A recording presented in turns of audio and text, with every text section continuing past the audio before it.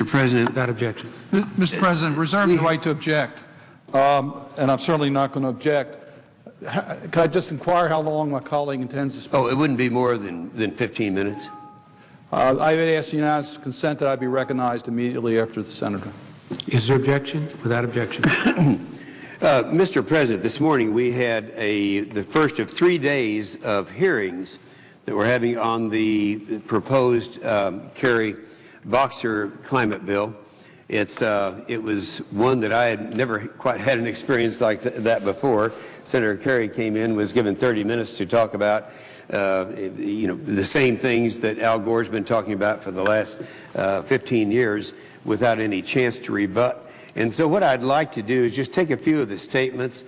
It's a very confusing issue that we have here, Mr. President, because we don't have a lot to work with. We were given a draft of a bill with some analysis I think it was just a couple of days ago. Not time to really get into it, but the bottom line is it's going to be the same thing according to the EPA as the Waxman-Markey bill. So what I'd like to do is use them interchangeably, since that was the response that we got from the EPA when we made a request that we be given time to get an analysis, an EPA analysis of the bill. I think the words were, you don't need an EPA analysis of the bill because it's the same bill for all practical purposes as Waxman-Markey. So that's what we have, and I'd like to just kind of go over it point by point. Senator Kerry is correct that cap and trade will impose costs in the form of higher prices for electricity and gasoline. And I think we do know that these costs are there. According to the National Black Chamber of Commerce, the bill, which I'll just refer to as the bill, could be Waxman-Markey, it could be Kerry Boxer. The bill would increase gas prices by 19 cents a gallon by 2015, 38 cents a gallon by 2030, 95 cents a gallon by 2050. Also, electricity bills would rise by about 4 to 5% in 2020. Now, I say this because the head of the National Black Chamber of Commerce was an excellent witness that we had, and he brought the point home.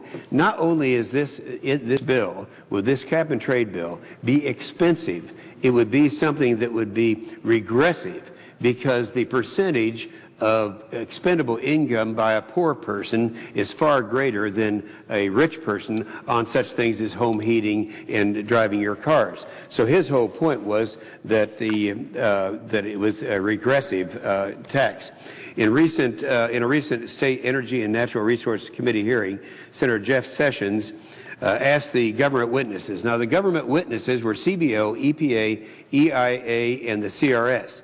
Whether anyone disagreed with the finding that the net effect of cap and trade would be to reduce jobs. None did. And again, this morning, most of the members or most of the witnesses responded in the same way. Then Senator Kerry talked about the NASA scientists. The best experts we have, he said, tell us that the last 10 years have been the hottest in decades on record. Of course, we know that we have, in fact, just the other day, last week, BBC, which is certainly no friend of skeptics, in their lead story, they said, what happened to global warming? This headline came out of a bit of a surprise. So, too, might the fact that the warmest year recorded globally was not 2008 or 2007, but 1998. And it went on to say that for the last 11 years, we have not observed any increase in global temperatures. In fact, we have actually had the indications that we're starting another cyclical cooling spell. Senator Kerry said that's why countries of the world, including India, China, and the United States, have agreed to limit the global rise in temperature to just 2 degrees Celsius. In fact, this is just not true. I'm sure he thinks it's true, or he wouldn't have said it. But China is the world's leading emitter of CO2. India is number 3. India has been moving up. We have a quote from the top environmental minister in India. His name is Jamam Ramesh. He said, and this is a quote, India will not accept any emission reduction targets, period. He went on to say this is non-negotiable. Now, you can't get any more emphatic than that. At the same time, when you talk about China, they may give you some lip service. Let's keep in mind, though, that China is cranking out a coal-fired generating plant 2 a week right now. So that doesn't show that there's much interest in China to do anything close to what has been represented. The next statement was made was that the pollution reduction measures in this bill are tightly focused on maximum impact. Only companies emitting 25,000 tons of carbon each year are covered. 98% of America's businesses, the bill still covers 3/4 of America's carbon pollution. So what he's saying is that 3/4, as near as I could determine, of the carbon that is emitted comes from only 2% of Americans' businesses. Now, the fact is that the Kerry-Boxer bill, or the bill I'll say, because it could be Markey the same, contains no provision to stop the EPA's endangerment finding, which would trigger a flood of regulations under the Clean Air Act. As such, all the sources Senator Kerry mentions would be covered in some form of regulation under the Act. Second, Senator Kerry ignores the fact that the sources he mentioned would be severely impacted by higher energy prices, declines in productivity, fewer jobs, and the sluggish economy that would arise because of Kerry, Boxer, and Waxman-Markey. I mentioned what the National Black Chamber of Commerce had said about that, and I think that should stand. He stated, third, climate change and our dependence on foreign oil are a threat to our national security. Well, I agree with that. Now, we are dependent upon foreign countries for our ability to run this machine called America. Unfortunately, this is a very partisan subject because it is the Democrats who have insist on having the moratorium on offshore drilling. The problems that we're having right now, we have something, and this just came out just last week. The new report from the Congressional Research Services reveals that America's combined recoverable natural gas, oil, and coal reserves is the largest on Earth. We keep hearing people say that we don't have these reserves. We do. Far greater than Saudi Arabia. They're number 3. China, number 4. And that's not even talking about including America's immense oil shale and methane hydrates deposits. So we have the largest reserves and the capability. I believe, and I'll make this statement and hope that someone will refute it because I can't find anything to the contrary, and that is we're the only country that won't develop its own natural resources. Now they say we're dependent on other countries. Well, yeah, we are, because politically they won't let us develop our own resources. I would say that between the oil, gas, and the coal, and of course we're all concerned about nuclear, we want to do everything we can to overcome the obstacle that such a small percentage of our energy comes from nuclear. However, that's not going to be here tomorrow. We need to start working on that now. But I'm talking about things where we can get energy produced right here in the United States and stop. We could actually stop our dependence on foreign oil just by developing our own natural resources. The 11, then Senator Kerry talked about 11 former admirals and high-ranking generals issued a seminal report warning that climate change is a threat multiplier. And why? They talk about all the famines and all the catastrophes. The problem with this is these statements, these assertions, first that were made by Al Gore way back when he did his science fiction movie, have all been refuted. And consequently, you know, when I look at some 11 former admirals and generals out of 4,000, if they can only find 11, I think they got a problem. The other thing is the fact that the bills would do virtually nothing to stop the pandemics, droughts, and floods, and the like. According to an analysis by Chip Kappenberger of the Master Resource, he says, quote, no matter how the economic and regulatory issues shake out, Waxman-Markey will have virtually no impact on the future course of the Earth's climate.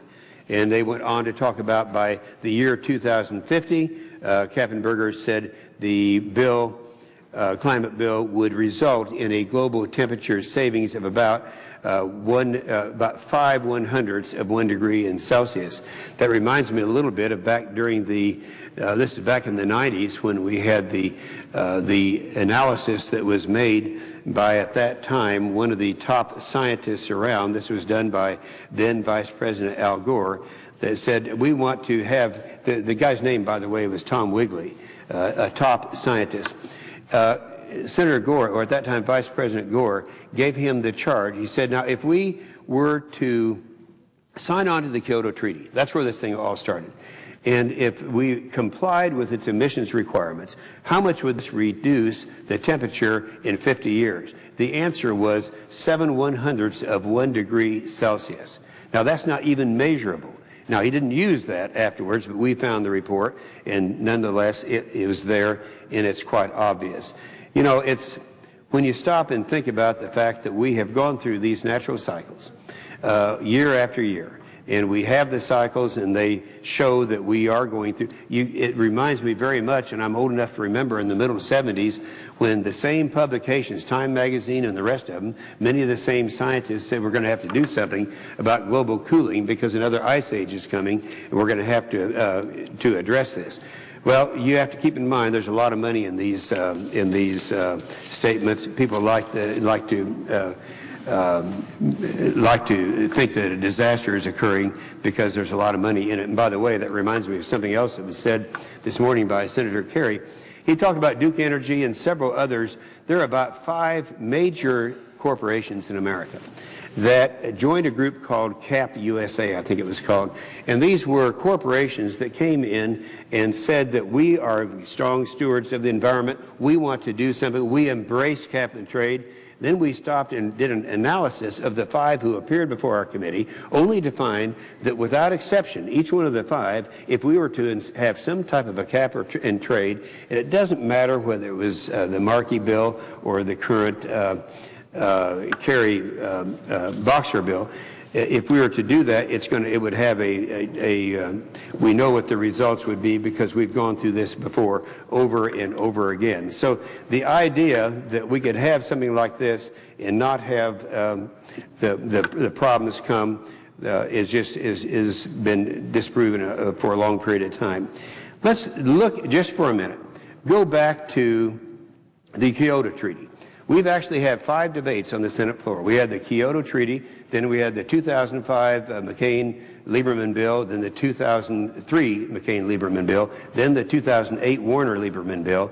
In each case, we had analyses done by the Wharton School of Economics, by MIT, by all other groups, and they all agreed that it would be a very, very expensive proposition. The range that they have said that would cost to the American public would be between $300 and $400 billion a year. Now, I know that's difficult for people to understand. How does that impact me? But we do have an analysis that breaks that down. In the average family in America, it would cost them about $2,000 a year. In my state of Oklahoma, it'd be more than that because the price would be higher in the central part of the United States than it would be, say, on the East Coast or the West Coast.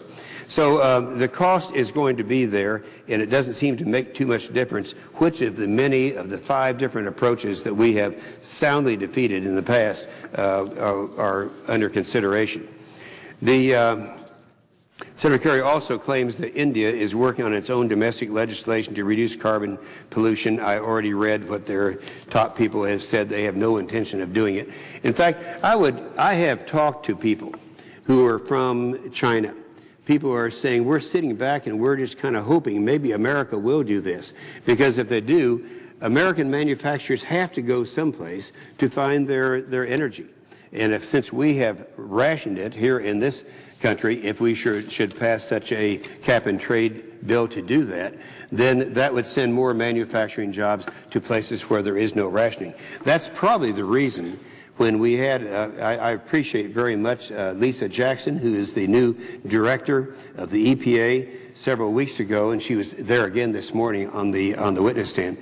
I asked the question. I said, if we were to pass one of these bills, like the Waxman-Markey bill, and we were to pass it unilaterally, how much would that reduce emissions globally? And the answer was, well, it wouldn't. I would go one step further than that. It will not reduce them unless you include the third world countries, the major emitters, China, India, Mexico, and these other countries. Now, if you don't do that, then we chase our manufacturing bases there where there are no restrictions, and that would have the effect common sense would dictate to increase CO2 emissions.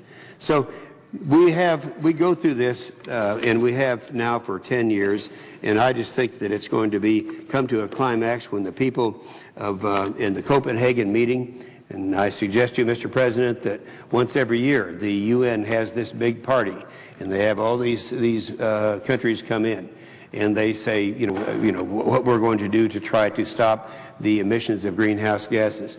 I had one, I won't mention his name but it was from the West African country of Benin, who was there back the last time I attended one of these conferences. It was in Spain at that time, I believe, Italy, wasn't it? Milan, Italy. And I went up to this individual and I said, now, you and I have talked about this before. You know that that there's not that relationship between greenhouse gases and global warming. And he said, yeah, but this is the biggest party of the year. So you're going to have a lot of people go to Copenhagen in December of this year who really aren't strongly behind the effort that the United Nations have. Let's remind one last time. It all started with the United Nations, the IPCC, the Intergovernmental Climate Change Program. It started there, and they're the ones that are perpetrating this thing. So as we go, and we are getting into debate now, we'll have more hearings tomorrow. I just hope that we'll be in a position, before we send a bill to the floor from the Environment and Public Works Committee, that we have a chance to really analyze it, and we've called upon the EPA to give us the in-depth analysis so that we will have something and we will know just more specifically, is this just a warmed-over bill that passed the House in the Waxman-Markey effort, or is this something that is different? According to the EPA, it's about the same. And I'd suggest it's about the same as it was back in 2005, 2003, and back during the Kyoto discussion. So, Mr. President, we will move forward with this. We have seen certain incontrovertible truths that have come up. One is there's no question about the fact that if something like this is passed, and something like the draft form that we've seen that we're discussing and having our debate on, our hearings on right now, if this should become a reality, it would be the largest tax increase in the history of America. And you go back and you looked at the last large tax increase we had was 1993. It was called the Clinton-Gore tax increase, increased marginal rates, increased inheritance taxes, gasoline taxes, capital gains tax, and all the rest. And we were pretty outraged at the size of that tax increase. That was a $32 billion tax increase. According to all the analyses of what we're looking at now, it would be 10 times the size of that tax increase. With that, I yield the floor.